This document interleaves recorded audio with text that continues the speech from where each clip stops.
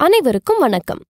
தேர்வுக்கு தயாராகும் மாணவர்களுக்கு உதவுற வகையில நம்ம மணற்கேணி வெப்சைட்ல இருக்கிற அறிவும் தெளிவும் பகுதியை எப்படி பயன்படுத்துறதுங்கிறத இந்த வீடியோல பார்க்கலாம். நீங்க உங்க டிவைஸ்ல இருக்கிற கூகுள் குரோம் போன்ற பிரவுசர்ஸை ஓபன் பண்ணி மணற்கேணின்னு டைப் பண்ணா நிறைய லிங்க்ஸ் ஓபன் ஆகும்.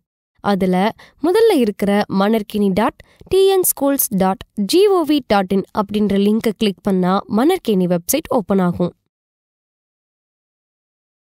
மாணவர்கள் உங்களுடைய மொபைல் நம்பர் அண்ட் பாஸ்வேர்ட் கொடுத்து லாகின் பண்ணிக்கோங்க. அக்கவுண்ட் இல்லாத மாணவர்கள் ரிஜிஸ்டர்ன்ற ஆப்ஷன் மூலமா உங்களுக்கான அக்கவுண்டை கிரியேட் பண்ணி மணற்கேணி வெப்சைட்ல லாகின் பண்ணிக்கோங்க.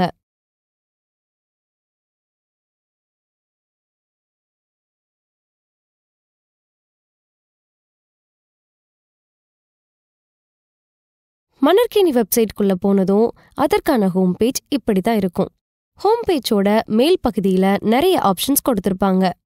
அதுல அறிவும் தெளிவும்ன்ற ஆப்ஷனை கிளிக் பண்ணுங்க. பிறகு மாணவர்கள் உங்களுடைய கிளாஸ் அண்ட் மீடியம் சூஸ் பண்ணீங்கன்னா உங்களுக்கான அனைத்து பாடங்களும் பதிவிடப்பட்டிருக்கும். அதுல மாணவர்கள் தங்களுக்கு தேவையான சாப்டரை சூஸ் பண்ணி பயிற்சி செய்து பார்க்கலாம். உதாரணத்துக்கு 11th ஸ்டாண்டர்ட் பிசிக்ஸ் சப்ஜெக்ட்ல கைனமேட்டிக்ஸ்ன்ற சாப்டரை கிளிக் பண்ணீங்கன்னா அந்த சாப்டர் தொடர்புடைய நிறைய வினாக்கள் குவிஸ் வடிவில் இடம்பெற்றிருக்கும்.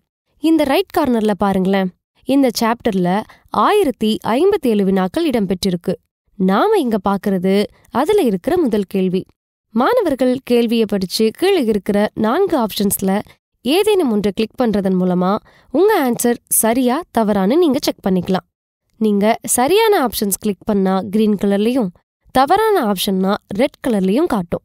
அதனுடைய ஆன்சர் என்னன்னு அதிலேயே கொடுத்திருப்பாங்க. அந்த கேள்விக்கான பதில்களை மாணவர்கள் புரிந்து கொள்ளும் விதத்தில் தெளிவா விளக்கப்பட்டிருக்கும். மாணவர்கள் அதனை படித்து பயன்பெறலாம். இவ்வாறாக மாணவர்கள் அதில் உள்ள அனைத்து கேள்விகளுக்கும் பதிலளித்து தங்களை தாங்களாகவே மதிப்பீடு செய்து கொள்ளலாம். எனவே பொதுத் தேர்வு மற்றும் போட்டித் தேர்வுகளுக்கு தயாராகும் மாணவர்களுக்கு இந்த அறிவும் தெளிவும் பகுதியானது நல்ல மதிப்பெண்களை பெற்றுத்தரும் வகையில் அமையும் என்பதால் இதனை மாணவர்களாகிய நீங்கள் நன்முறையில் பயன்படுத்தி பயன்பெறலாம். நன்றி.